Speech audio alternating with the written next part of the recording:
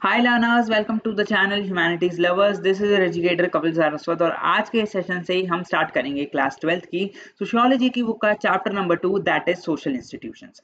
ये चैप्टर काफी ज्यादा इंपॉर्टेंट है आपके इंडियन सोसाइटी के पर्सपेक्टिव से, क्योंकि इस चैप्टर में हम बेसिकली इंडियन सोसाइटी की 3 फॉर्म्स को डिस्कवर करने वाले हैं। फर्स्ट इज आपका caste system of Indian society, second आपका tribal groups of Indian society and third आपका marriages form of Indian society. ठीक है। सोशल इंस्टीट्यूशंस का मतलब क्या होता है? सोशल इंस्टीट्यूशन का मतलब होता है कि कैसे आपकी डेली लाइफ में जो सोशल इंस्टीट्यूशंस होते हैं, सपोज आप कास्ट सिस्टम के बारे में बात करते हो तो वो किसके अंदर आता है? आपके एक सोशल डेली लाइफ के अंदर आता है। आप ट्राइबल ग्रुप्स की अगर बात करो तो हमने क्या देखा कि ट्राइबल ग्रुप्स को काफी ज्यादा डिप्राइव्ड ग्रुप है, तो वो किसके अंदर आता है? आपका इंडियन सोसाइटी के सोशल बिहेवियर के अंदर आता है। हमने बात करी मैरिज की, तो मैरिज एक सोशल लाइफ का काफी ज्यादा इंपॉर्टेंट पार्ट है जो आपकी सोसाइटी को क्या करता है? शेप करता है, आपकी सोसाइटी को डेवलप करता है। तो सोशल इंस्टीट्यूशंस के अंदर हम बेसिकली एक ऐसी फॉर्म्स को पढ़ते हैं जो आपको सोसाइटी को डेवलप कराने में काफी ज्यादा हेल्पफुल होती है। ठीक है। इस लेक्चर में हम डिस्कवर करेंगे सोशल इंस्टीट्यूशन की फर्स्ट फॉर्म को, that is caste system of Indian society. हम बेसिक नॉलेज लेंगे कि कैसे कास्ट सिस्टम आपकी इंडियन सोसाइटी में डेवलप्ड हुआ था और कैसे आज प्रेजेंट टाइम पे कास्ट सिस्टम आपकी इंडियन सोसाइटी को इन्फ्लुएंस करता है। ठीक है। तो अगर आप इस चैनल पे नए हो तो चैनल को लाइक शेयर सब्सक्राइब करना मत भूलना, क्योंकि क्लास 11th एंड 12th की सोशियोलॉजी आपको इस चैनल पे इन डिटेल मैं कवर करवाने वाला हूँ। तो चैनल को लाइक शेयर सब्सक्राइब करना मत भूलना, ताकि आपका कोई भी लेक्चर इस चैनल से या इस सब्जेक्ट से रिलेटेड मिस ना हो जाए। ठीक है। तो चलिए हम स्टार्ट करते हैं आज का बेसिक टॉपिक और first topic of our social institutions, that is caste system in Indian society. ठीक है। फर्स्ट ऑफ ऑल हम समझते हैं कि कास्ट वर्ड का मतलब क्या होता है। आपने अपने डेली लाइफ में एक कास्ट वर्ड कहीं ना कहीं जरूर सुना होगा, तो आज इसका हम डिस्कवर करते हैं कि एक्चुअल मीनिंग क्या होता है इस वर्ड का। ठीक है। कास्ट का मतलब होता है division of people based upon their work area and family and occupation. ठीक है। कास्ट जब हम बात करते हैं तो हम उसमें कितनी सारी चीजों को डिवाइड करके चलते हैं। उस डिवीजन के बाद हमें क्या देखने को मिलता है? एक एग्जैक्ट फॉर्म देखने को मिलता है जिसको हम किसके अंदर डिराइव कर देते हैं? कास्ट सिस्टम के अंदर। ठीक है। कास्ट मतलब क्या होता है? जब हम किसी एक ह्यूमन बीइंग या एक किसी पीपल का क्या करते हैं? डिवीजन करते हैं। किसके बेसिस पे? उसके वर्क के बेसिस पे। ठीक है। आइदर इट्स डॉक्टर, टीचर, ठीक है, या अगर हम कोई इंजीनियर है। तो आज के टाइम पे तो कास्ट सिस्टम काफी ज्यादा वेनिज हो चुका है, इतना हमें इन्फ्लुएंस नहीं करता इंडियन सोसाइटी को। बट हम अर्लियर इंडियन सोसाइटी की अगर बात करें तो आपको इस पिक्चर में क्लियरली दिख रहा होगा कि सब इस फर्स्ट पिक्चर में हमें क्या देखने को मिल रहा है? टीचिंग। देन हमें क्या देखने को मिल रहा है? राजा लोग यहाँ पे क्या कर रहे हैं? फाइट कर रहे हैं। तो ये किसके अंदर आएंगे? किंग्स हैं ये लोग। ठीक है। थर्ड हमें यहाँ पे फार्मर्स दिख रहे हैं, तो वो किसके अंदर आएंगे? आपके उनका जो ऑक्यूपेशन है वो किंग्स से क्या होगा? थोड़ा नीचे होगा।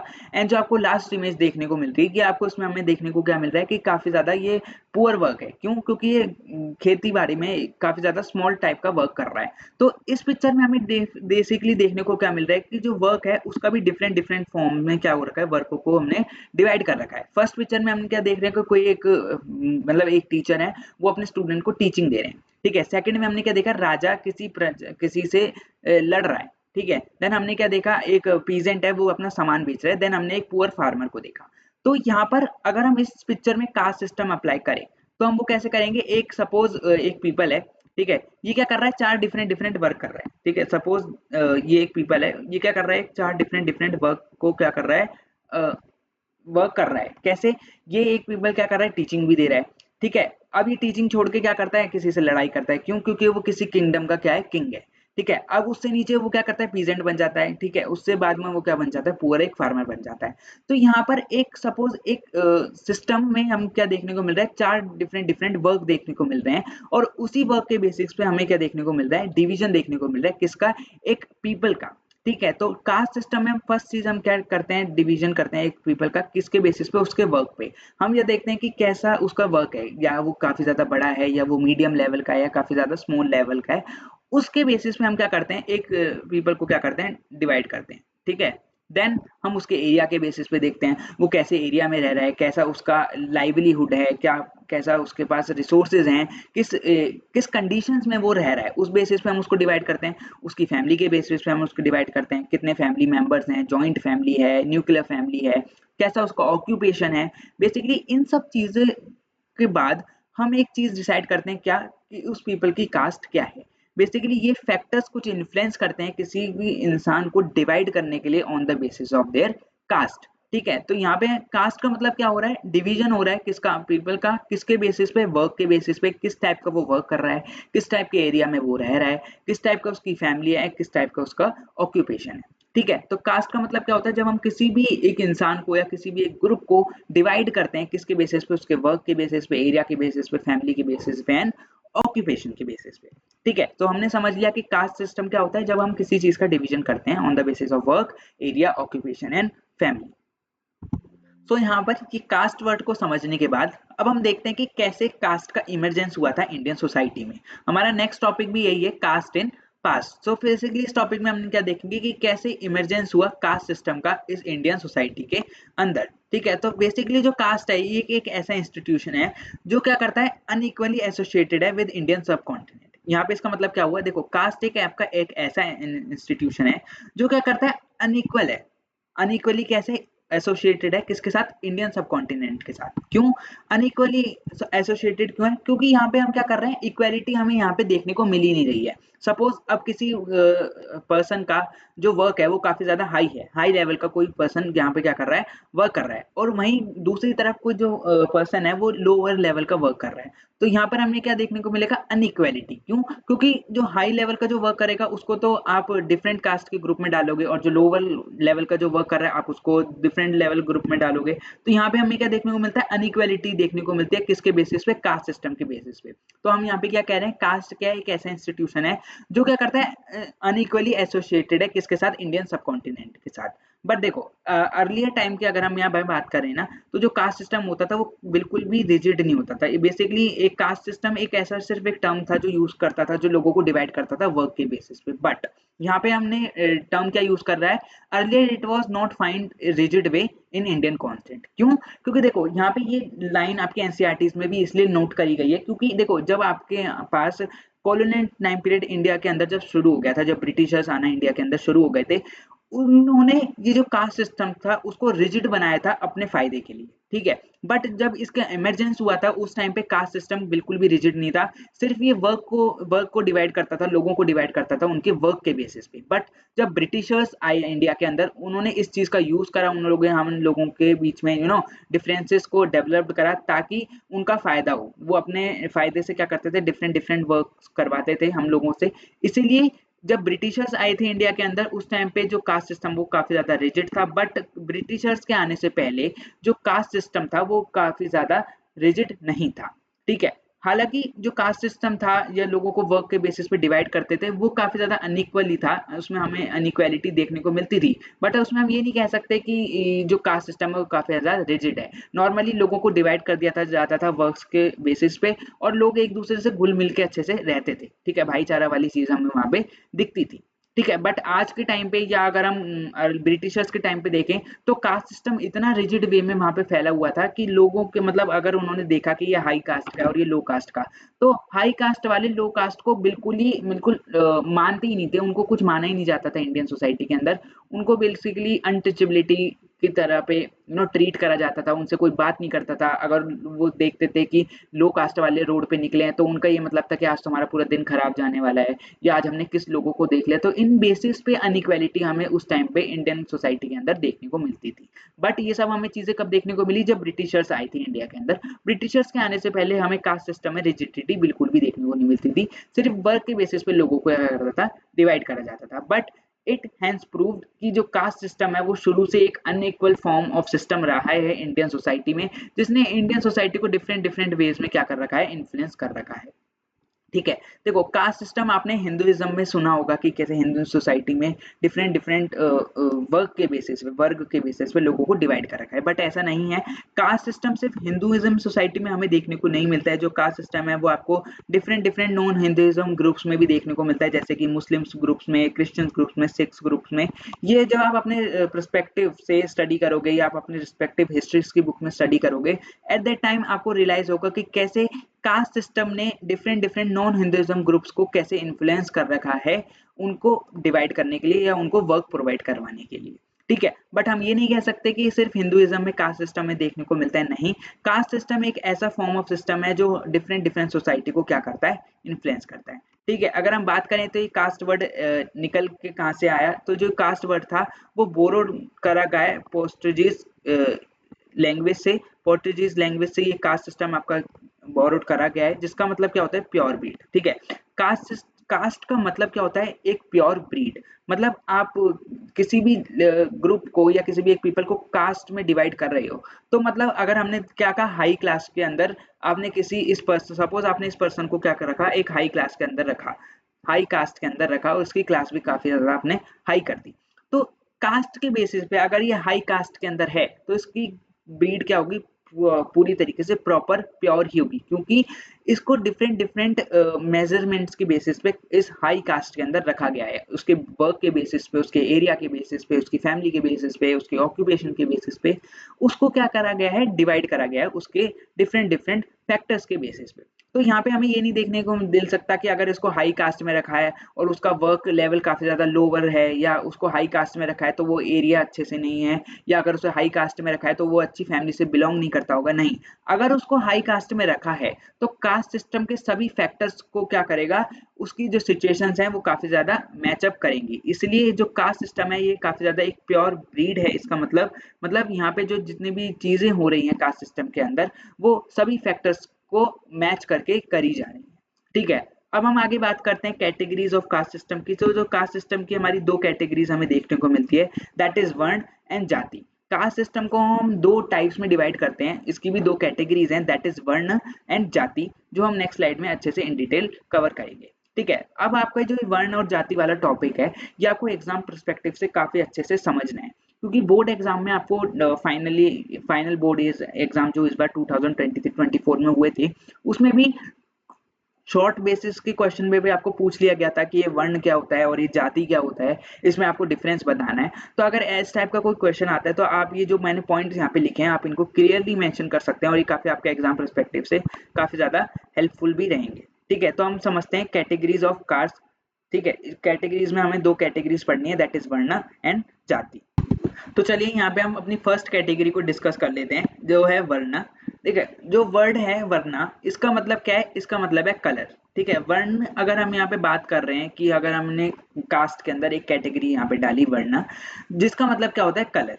कलर किसके बेसिस पे, इनके डिफरेंट डिफरेंट वर्क के बेसिस पे, इनके डिफरेंट डिफरेंट स्ट्रक्चर के बेसिस पे। अब आप किसी पर्सन का स्ट्रक्चर कैसे लेवल मेजर अप करोगे, कैसा स्ट्रक्चर, उसके वर्क के स्ट्रक्चर के बेसिस पे, उसके एरिया के स्ट्रक्चर के बेसिस पे, उसके फैमिली के बेसिस पे, उसके ऑक्यूपेशन के बेसिस पे। यहाँ पे हम क्या कर रहे हैं, एक किसी भी पर्सन को क्या कर रहे हैं डिवाइड कर रहे हैं। और वर्ण का मतलब कलर। अब हमने क्या देखा, जो रिच पीपल हैं, जो गुरुज लोग हैं, या जितने भी हमने देखा टीचिंग जो हमें प्रोवाइड कर रहे हैं किंग्स लोग हैं, उन्हें कलर के बेसिस पे डिवाइड कर दिया गया। कैसे, मतलब जो हाई ऑर्डर का वर्क कर रहे हैं वो ब्राइटर कलर को आपको सिंबलाइज करेंगे, जो लोअर वर्क कर रहे हैं वो डार्कर शेड्स को सिंबलाइज करेंगे। तो वर्ण सिस्टम में जो आपका कलर के बेसिस पे यहाँ पे क्या देखने को मिला, हमें डिफरेंशिएशंस देखने को मिले। ठीक है, वर्ण के अंदर भी हमें चार डिफरेंट कैटेगरीज देखने को मिलती हैं, जो कास्ट सिस्टम को आज के टाइम पे काफी ज्यादा रिजिड बनाती है और काफी ज्यादा इंडियन सोसाइटी में उसका इन्फ्लुएंस हमें आज भी अपने एजुकेशन सिस्टम के ऊपर देखने को मिलता है।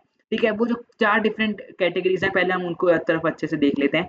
The first category is Brahmins. हमने ब्राह्मण के बारे में आपने बहुत सुना होगा कि जो ब्राह्मण्स होते हैं उनको अच्छी अपॉर्चुनिटीज प्रोवाइड करी जाती थी पहले के जमाने में, या जो ब्राह्मण्स होते थे वो टीचिंग्स प्रोवाइड करते थे। ठीक है, तो ये सब आपने 11th क्लास में आप अपने अच्छे से पढ़ के आए होंगे, जब हमने सोशल इंस्टीट्यूशन वहाँ पे पढ़ा था तो हमने यहाँ पे चीजें समझी थी कि जो वर्ण होता है, वर्ण के अंदर चार डिफरेंट कैटेगरीज होती हैं जो कास्ट सिस्टम, इंडिया के कास्ट सिस्टम को क्या करती है और भी ज्यादा रिजिड बनाती है। उसमें जो फर्स्ट कैटेगरी जो वर्ण के अंदर आती है वो होती है आपकी ब्राह्मण्स।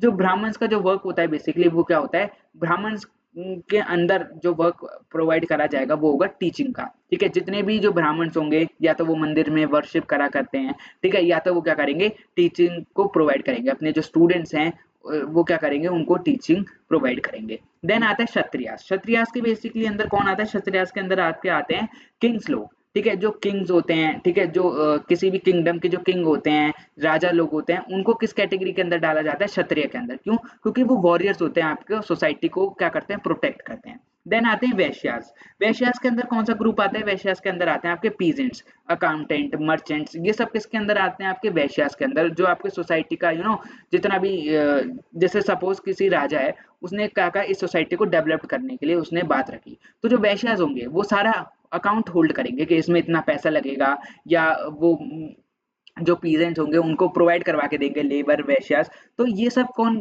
कैटेगरी किसके अंदर आती है? वैश्यास के अंदर। देन द लास्ट जो काफी ज्यादा बैड कैटेगरी के अंदर आते हैं या बैड सिचुएशन जिन्होंने सबसे ज्यादा झेली है, वो होते हैं आपके शूद्रास। क्योंकि शूद्रास को कास्ट सिस्टम के अंदर एक ऐसे फॉर्म्स में ट्रीट करा गया है जो काफी ज्यादा अनबिलीवेबल है और काफी ज्यादा अनएक्सपेक्टेड है, क्योंकि शूद्रास को सबसे ज्यादा अनइक्वालिटी का सामना करना पड़ता है इस कास्ट सिस्टम के अंदर। क्योंकि कास्ट सिस्टम में मानना यह है कि जो फर्स्ट 3 कास्ट कैटेगरीज हैं वर्णा के अंदर, वो क्या करेगी? डोमिनेट करेगी शूद्रास के ऊपर। सपोज ब्राह्मण डोमिनेट करेंगे क्षत्रियास के ऊपर, क्षत्रियास डोमिनेट करेंगे वैश्यास एंड शूद्रास के ऊपर, वैश्यास डोमिनेट करेगा शूद्रास के ऊपर। और बेसिकली जो ब्राह्मण, क्षत्रियास, वैश्यास है वो पूरा डोमिनेशन किसके ऊपर दिखाएंगे?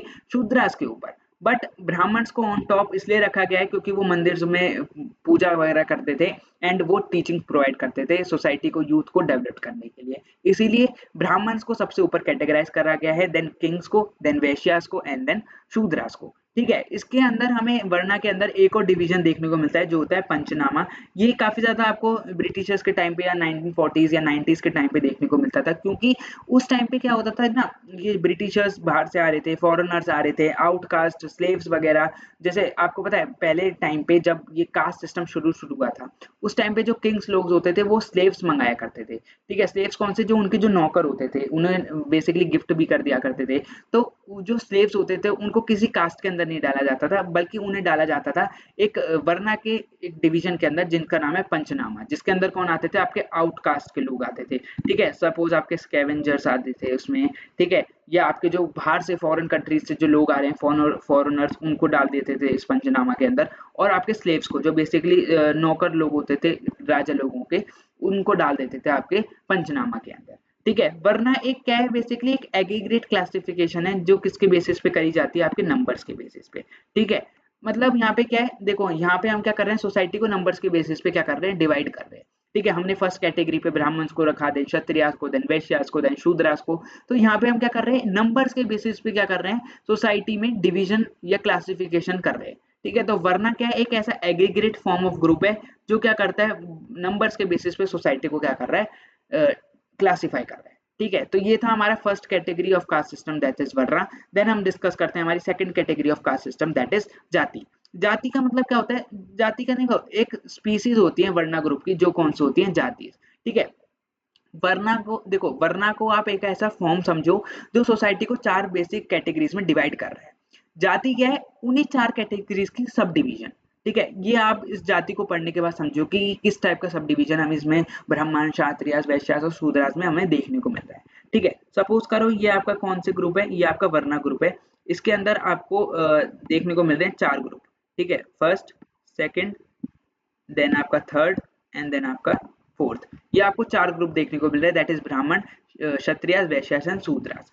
अब इन्हीं 4 ग्रुप के अंदर आपको और भी डिवीजन देखने को मिल जाएगा। सपोज अगर हम यहाँ क्षत्रियास की बात करें तो आपको और भी ज्यादा डिवीजन देखने को मिल जाएगा, जिस डिवीजन को हम किसके अंदर क्लासीफाई करेंगे? आपके जाति के बेसिस पे हम क्लासीफाई करेंगे। देखो, जाति का मतलब क्या होता है? It refers the species of varna group. Species का मतलब क्या होता है? जब हम क्या करते हैं, जिस एक पर्टिकुलर चीज की और भी ज्यादा वेराइटीज होती हैं। तो इसी टाइप में जाति को समझो। जाति को क्या करा गया है? कैटेगराइज करा गया है, किसके बेसिस पे? सब डिवीजन करा गया है, किसके? वर्ना के ग्रुप्स के। वर्ना के सेम ग्रुप्स में ही जब क्या हमने देखने को मिलता है? कैटेगराइजेशन या डिवीजन देखने को मिलता है, या हमें उस पर्टिकुलर चीज की डिफरेंट डिफरेंट फॉर्म्स देखने को मिलती है, तो हम उसको क्या कहते हैं? जाति के बेसिस पे हम उसको डिवाइड कर देते हैं। सपोज अगर हम ब्राह्मण की बात करें तो हमें क्या देखने को मिलता है? हाई ब्राह्मण, लोअर ब्राह्मण। हाई लेवल के जो ब्राह्मण होंगे वो टोटली भगवान की वर्शिप में लगे रहेंगे। ठीक है, और जो लोअर लेवल के ब्राह्मण होंगे वो वर्शिप भी कर सकते हैं, टीचिंग भी प्रोवाइड कर सकते हैं। ठीक है, या आप अपनी सोसाइटी में जिस एरिया में वो रह रहे हैं वहां पे लॉ एंड ऑर्डर को भी मेंटेन करके रख सकते हैं। तो इसमें हमें ब्राह्मण के अंदर भी हमें कैटेगरी देखने को मिल सकती है। ठीक है, जो उनके सोशल क्लासेस के बेसिस पे क्या करेगी? डिवाइड करेगी। तो सपोज हमने एग्जांपल लिया ब्राह्मण का, तो फर्स्ट कौन से हो गए? आपके हाई ब्राह्मण, देन आपके मिडिल ब्राह्मण टाइप के, और जो हो गए लोअर ब्राह्मण। तो ये किसको हमें शो अप कर रहा है? ये आपको जाति को बेसिकली क्या कर रहा है? फॉर्म कर रहा है। कैसे? क्योंकि हमने एक पर्टिकुलर सेम वर्ना के ग्रुप के अंदर क्या देखने को मिला? डिवीजन देखने को मिल रही है। अब क्षत्रियास की अगर हम बात करें, क्षत्रियास के अंदर हमने कौन देखा? मिलिट्री लीडर्स आ जाएंगे, रूलर्स आ जाएंगे, लैंड ओनर्स आ जाएंगे। तो क्षत्रियास के बेसिस भी हमें डिवीजन देखने को मिल जाएगा। किस बेसिस पे? कि सपोज ये क्षत्रियास के अंदर तो है, ठीक है, लैंड ओनर का एग्जाम अगर हम एग्जांपल लें तो एक लैंड ओनर है, उसके पास बहुत सारी लैंड है, काफी ज्यादा लैंड है, बट एक यहाँ पे हमें लैंड ओनर देखने को मिल रहा है जिसके पास काफी स्मॉल अमाउंट में लैंड है, पर उसके पास लैंड है इसलिए उसको किसके अंदर हम डालते हैं, क्षत्रियास के अंदर। ठीक है, तो अब एक सब पर्टिकुलर पर्सन के पास एक वो लैंड ओनर है, तो एक लैंड ओनर ऐसा तो नहीं होगा कि ऐसा तो नहीं होगा ना कि सोसाइटी में सबके पास इक्वल डिस्ट्रीब्यूशन हो रहा होगा लैंड का, नहीं, उनके पास लैंड है इसलिए उनको क्षत्रियास के ग्रुप में डाला है, बट उसमें भी हमें अनइक्वल डिस्ट्रीब्यूशन देखने को मिल सकता है किसका, लैंड का। इसीलिए जाति कौन होते हैं, जाति होते हैं सेम वर्ना के सब डिविजन्स ऑफ वर्ना ग्रुप। ठीक है, अगर हम जाति की बात करें तो इसको हम क्या कह सकते हैं, it refers to the species of varna group. ये वर्ना ही ग्रुप के स्पीसीज होते हैं जो क्या करते हैं, कैटेगराइज होते हैं सब डिविजन के बेसिस पे ऑफ सेम वर्ना। ठीक है, आप यहाँ पे इसको क्षत्रिय वाले एग्जांपल से अच्छे से समझ सकते हो।